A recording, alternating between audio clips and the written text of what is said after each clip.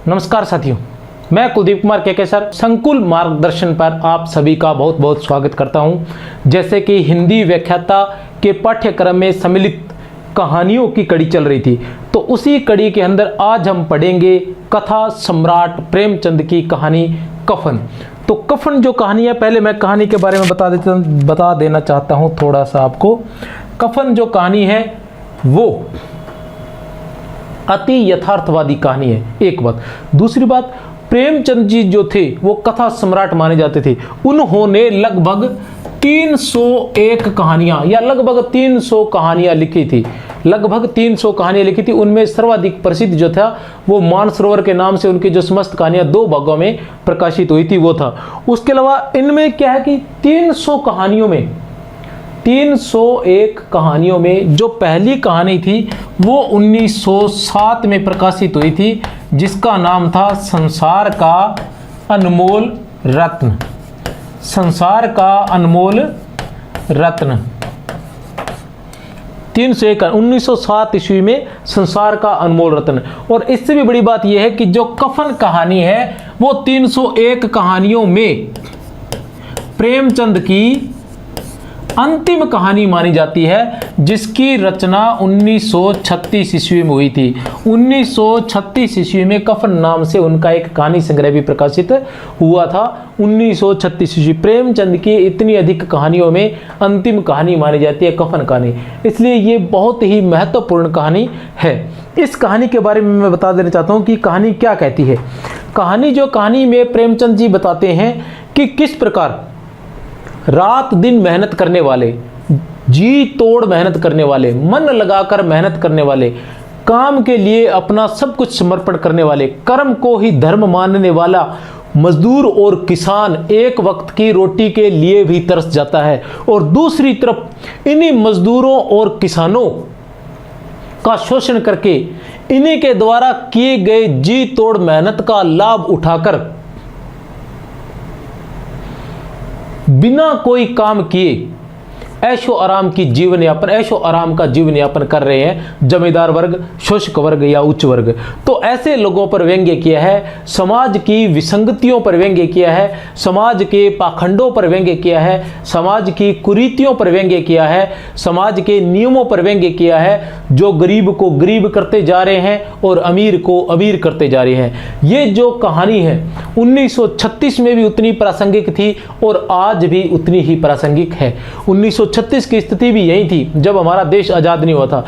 तब एक जमींदार वर्ग हुआ करता था जो गरीबों का शोषण किया करता था। गांव में या शहर में जहां भी था, इन जमींदारों के ही नियम चला करते थे, अन्य कोई नियम कायदे नहीं थे। गरीब को, मजदूर वर्ग को, किसान वर्ग को जीने तक अधिकार नहीं था। और वही स्थिति आज भी बनी हुई है कि जो उच्च वर्ग है वो और अधिक उच्च होता जा रहा है, अमीर वर्ग जो है वो और अधिक अमीर होता जा रहा है, और गरीब वर्ग जो है वो और अधिक गरीब होता जा रहा है। तो कफन कहानी जो है, इसके प्रमुख पात्रों के बारे में बताना चाहूँगा मैं। कहानी के जो प्रमुख पात्र है वो है घिसू, माधव और बुधिया। घिसू, माधव और बुधिया ये तीनों चमार जाति के बताए गए हैं। घिसू जो है वह 60 साल का है लगभग और काम से नफरत करता है। और उसके बारे में कहा गया है कि वह 1 दिन काम पर जाता है और 3 दिन आराम से सोता है। और माधव जो है वो उसको कोई काम पर लेकर नहीं जाता, लेकर जाते हैं तो वह 1 घंटा, आधा घंटा काम करता है और 1 घंटा चिलम पीता है। आधा घंटा काम करता है और 1 घंटा चिलम पीता है। ये दोनों कोई ले भी जाता है। किसी को अगर काम की जरूरत पड़ जाती है, किसी को एक व्यक्ति की जरूरत है और उन्हें लगे कि हाँ एक व्यक्ति की जरूरत है और वो व्यक्ति नहीं मिलता है, तो वो फिर इन दोनों को लेके जाते हैं। मतलब एक व्यक्ति का काम अगर 2 व्यक्तियों से करवाना है तो वो माधव और घिसू को लेकर जाते थे। माधव और घिसू काम कर बिल्कुल भी खुश नहीं थे। ये दोनों घर में जब काम पर तब निकलते थे जब पूरी तरह से घर में खाने को कुछ नहीं बचता था, ठीक है। और तब भी काम पर क्या निकलते थे, घिसू बाजार, शहर, जंगल में जाता और वहां से लकड़ियां काटकर ले आता। माधव उन लकड़ियों को बाजार में बेच आता और उससे जो कुछ प्राप्त होता उससे ये अपना पेट भर लेते थे। और इसके अलावा जब इनकी माधव की शादी हो जाती है बुधिया के साथ, और जो कहानी प्रारंभ होती है उसमें बता रखा है कि उनकी शादी को अभी 1 वर्ष हुआ है, लेकिन बुधिया के आने के बाद इनके भाव और अधिक बढ़ जाते हैं। कारण यह था कि बुधिया जो गांव में जाकर पिसाई का काम करके या घास छीलने का काम करके किसी तरह से शेर भर आटे का इंतजाम कर लेती थी और ये शेर भर आटा खाकर आराम से पड़े रहते थे। कभी कोई मजदूरी के लिए आ भी जाता तो ये दोनों उससे दुगनी मजदूरी मांगते थे और दुगनी मजदूरी इनको कोई देता नहीं था, इसलिए ऐसे ही पड़े रहते थे। इसके अलावा जब कभी इनको भूख लगती थी ये लोगों के खेत में जाते, वहाँ से मटर निकाल लाते और आलू उखाड़ लाते और उन्हें भून कर दोनों बैठकर खाते। इसके अलावा लोगों के खेतों से गन्ना जो है वह भी उखाड़ लाते और रात भर बैठकर चूसते रहते थे। इस तरह से दोनों के दोनों स्त्री। लेकिन फिर आगे कहानी चलती है। जब कहानी प्रारंभ होती है तो कहानी के प्रारंभ में बताया जाता है कि जो बुधिया है वो प्रसव पीड़ा से अंदर कहरा रही है और घिसू और माधव दोनों बाहर बैठे आलू सेक कर खा रहे हैं। उन्हें भूख इतनी लगी हुई है या लालच इतना अधिक है कि आलू गर्म है, बहुत अधिक गर्म है, वो ठंडे नहीं होते, लेकिन वो गर्म गर्म ही खाए जा रहे हैं दोनों के दोनों, घिसू और माधव। अंदर बुधिया चिल्ला रही है तो घिसू माधव से कहता है कि तुम अंदर जाकर देख क्यों नहीं आते कि क्या स्थिति है। तो माधव अंदर नहीं जाता, वो कहता है मरती है, चिल्ला रही है मरती है तो मर क्यों नहीं जाती, मर रही है तो मर क्यों नहीं जाती, मतलब। और वो अंदर, वो कहता अंदर क्यों नहीं जा रहा, वो अंदर इसलिए नहीं जाना चाहता कि वो सोचता है कि अगर मैं अंदर चला जाऊंगा तो कहीं घिसू उसका जो पिता है वो कहीं उससे ज़्यादा आलू ने खा जाए। इस तरह से कहानी आगे चलती है तो देखते हैं कि सुबह वो इसी तरह से वो आलू खाकर, रात को वहीं जाड़े की रात है, आलू खाकर वहीं सो जाते हैं आग के पास, और सुबह उठते हैं तो वो देखते हैं कि बुधिया जो है वो प्रसव पीड़ा के कारण मर जाती है। अब उनकी जीविका का जो उनका पेट पाल रही थी बुधिया जो वो एकमात्र स्त्री थी, लेकिन अब वो रोते चिल्लाते हैं। फिर देखते हैं कि इसके लिए कफन का इंतजाम तो करना होगा, तो वो दोनों कफन का इंतजाम करने के लिए निकलते हैं। तो घिसू जो है गांव के जमींदार के पास जाता है और जमींदार से इस बात का कहता है। जमींदार उससे बहुत नफरत करता था क्योंकि जब भी उससे काम का कहा जाता था तो वह काम पर नहीं आता था, इनकार कर देता था। तो लेकिन फिर भी उसकी स्थिति देखकर वह उसे 2 रुपये दे देता है। घिसू उस 2 रुपये का फायदा उठाते हुए अन्य लोगों के पास जाता है, बनिए के पास, अन्य लोगों के पास जाता है और उनको बताता है कि किस प्रकार जमींदार ने उसको 2 रुपये दिए हैं अंतिम संस्कार के लिए। तो इस तरह से जब लोगों को पता चलता है कि जमींदार ने 2 रुपये दिए हैं तो वो लोग भी कुछ न कुछ उसे दे देते हैं। इस तरह से घंटे भर में उसके पास 5 रुपये इकट्ठे हो जाते हैं। अब वो दोनों बाजार में घूम रहे हैं, अब दोनों बाजार में घूमते रहते हैं, आखिर में शराब की दुकान पर चले जाते हैं और वहाँ से 1 बोतल शराब ले लेते हैं और दोनों पीने लग जाते हैं।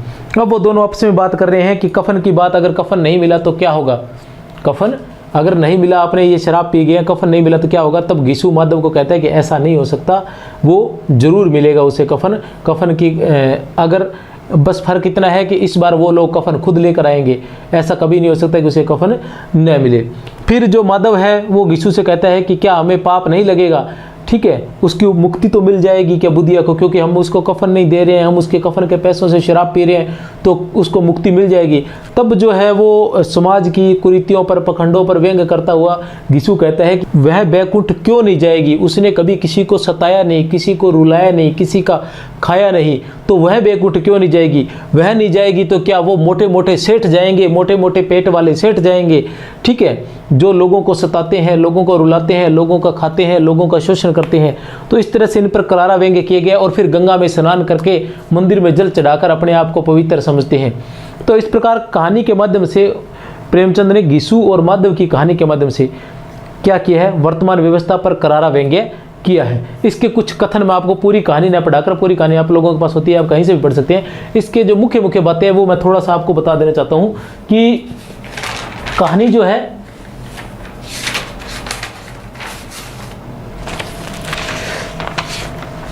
किसानों की, मजदूरों की दुर्दशा का चित्रण किया है। किसानों की, मजदूरों की दुर्दशा का चित्रण किया है।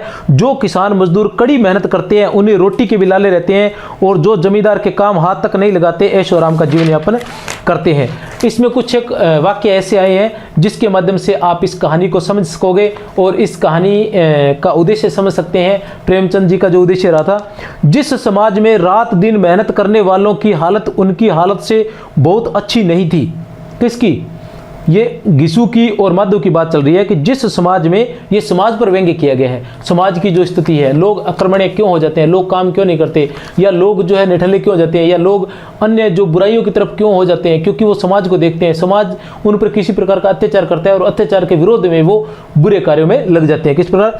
जिस समाज में रात दिन मेहनत करने वालों की हालत उनकी हालत से बहुत अच्छी नहीं थी और किसानों के मुकाबले वे लोग जो किसानों की दुर्बलताओं से लाभ उठाना जानते थे कहीं ज़्यादा संपन्न थे, वहाँ इस तरह की मनोवृत्ति का पैदा हो जाना कोई अचरज की बात नहीं थी। अब यहाँ उन्होंने प्रेमचंद जी ने यह भी बताया कि वो दोनों इतने कामचोर क्यों हो गए थे, क्योंकि वो देख रहे थे कि जो किसान, जो मजदूर जी तोड़ मेहनत कर रहे हैं, रात दिन मेहनत कर रहे हैं, उनकी हालत भी कोई इतनी खास नहीं है, वो भी उन्हीं की तरह जीवन यापन कर रहे हैं, उनके भी रोटी के लाले पड़े हुए हैं। तो वो ऐसा सोचते थे कि फिर जब यही स्थिति रहनी है तो फिर वो क्यों मेहनत करे, इसलिए वो बेशर्म हो गए थे, मार खाते थे, डांट खाते थे, लेकिन वो काम पर नहीं जाते थे। और उनकी इस स्थिति का जिम्मेदार भी कौन था? समाज ही था। समाज की विसंगतियां थी, समाज में फैली हुई बुराइयां थी। अगर वह फटे हाल है तो कम से कम उसे किसानों की सी जी तोड़ मेहनत तो नहीं करनी पड़ती, उसकी सरलता और निरीहता से दूसरे लोग बेजा फायदा तो नहीं उठाते, उनकी सरलता और निरीहता से दूसरे लोग फायदा तो नहीं उठाते। यहाँ भी प्रेमचंद जी कहना चाहता है कि किसानों का, मजदूरों का जो दूसरे लोग हैं वो बहुत ही शांत स्वभाव के रहते हैं, बहुत ही सरल रहते हैं, बहुत ही निरीह रहते हैं, तो उनकी जो इस स्थिति का जो अन्य वर्ग जो है वो उनका फायदा उठाते हैं। गरीबों का माल बटोर बटोर कर कहाँ रखोगे? जब ऐसी बात आती है कि भी पैसा नहीं दिया जा रहा, कफन के लिए नहीं देंगे, तो ऐसी स्थिति में गरीबों का माल बटोर बटोर कर कहाँ रखोगे? दुनिया का दस्तूर है, नहीं लोग बामनों को हजारों रुपए क्यों दे देते हैं? दुनिया का दस्तूर है, नहीं लोग बामनों को हजारों रुपए क्यों दे देते हैं? कौन देखता है परलोक में मिलता है या नहीं? इसके माध्यम से दस्तूर की बात कर रहे हैं कि दुनिया ने क्या दस्तूर बना रखा है, दुनिया का क्या दस्तूर बना रखा है कि बामनों को लाखों रुपए दे देते हैं। ठीक है, लेकिन फिर भी जब ये बात तब आती है जब माधव कहता है कि उसे कफन नहीं दिया गया, तब घिसू उसे कहता है कि ये एक दुनिया का दस्तूर है और कफन से इससे कोई फर्क नहीं पड़ता है। तब वो कहता है कि बामनों को लाखों रुपए दिया गया, कौन देखता है कि उस दुनिया में यह पहुंचता भी है या नहीं पहुंचता। अब वो बैकुंठ की बात आती है, अंत में जब वो मर जाती है, बुधिया जो मर जाती है, तब वो बात करते हैं, वो माधव को चिंता है क्योंकि माधव की पत्नी है, माधव ने उसकी मांग में सिंदूर भरा है, तो उससे उसकी चिंता ज़्यादा सता रही है। वह कहता है कि एक दिन हमें भी वहाँ जाना होगा, ऊपर दूसरी दुनिया में जाना होगा, और जब हम दूसरी दुनिया में जाएंगे तो वह मुझे क्या कहेगी? वह तो मुझे ही कहेगी कि आपने मेरा अंतिम संस्कार नहीं किया। फिर वह चिंतित रहता है कि वह बैकुंठ चली जाएगी या नहीं चली जाएगी। तब वो जो घिसू है उसे कहता है कि हाँ बेटा, बैकुंठ जाएगी, किसी को सताया नहीं, किसी को दबाया नहीं, मरते मरते हमारी जिंदगी की सबसे बड़ी लालसा पूरी कर गई। वह न बैकुंठ जाएगी तो क्या ये मोटे मोटे लोग जाएंगे जो गरीबों को दोनों हाथों से लूटते हैं और अपने पाप धोने के लिए गंगा में नहाते हैं और मंदिरों में जल चढ़ाते हैं? इसके माध्यम से प्रेमचंद जी कहना चाहते हैं कि आपका अगर मन अच्छा नहीं है तो आप किसी भी प्रकार से पवित्र नहीं हो सकते, आप कभी भी अच्छे नहीं हो सकते। आप चाहे कुछ भी कर लीजिए, आप अगर अंदर से बुरे हैं, आपका मन बुरा है, तो मंदिर में जल चढ़ाने से, गंगा में स्नान करने से आपकी बुराइयां दूर होने वाली नहीं है। यह केवल और केवल पखंड है। उसके अलावा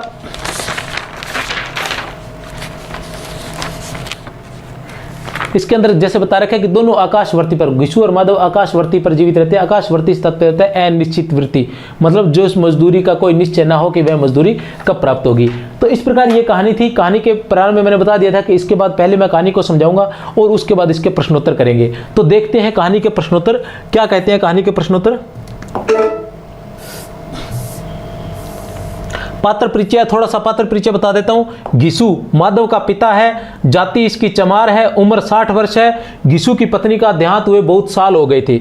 माधव का पिता है, जाति चमार है, उम्र 60 वर्ष है। घिसू की पत्नी का देहांत हुए बहुत साल हो गए थे। उसके बाद चलते आगे। माधव घिसू का पुत्र है, बुधिया का पति है और कामचोर है। घिसू का पुत्र है, बुधिया का पति है और कामचोर है। और माधव जो है वो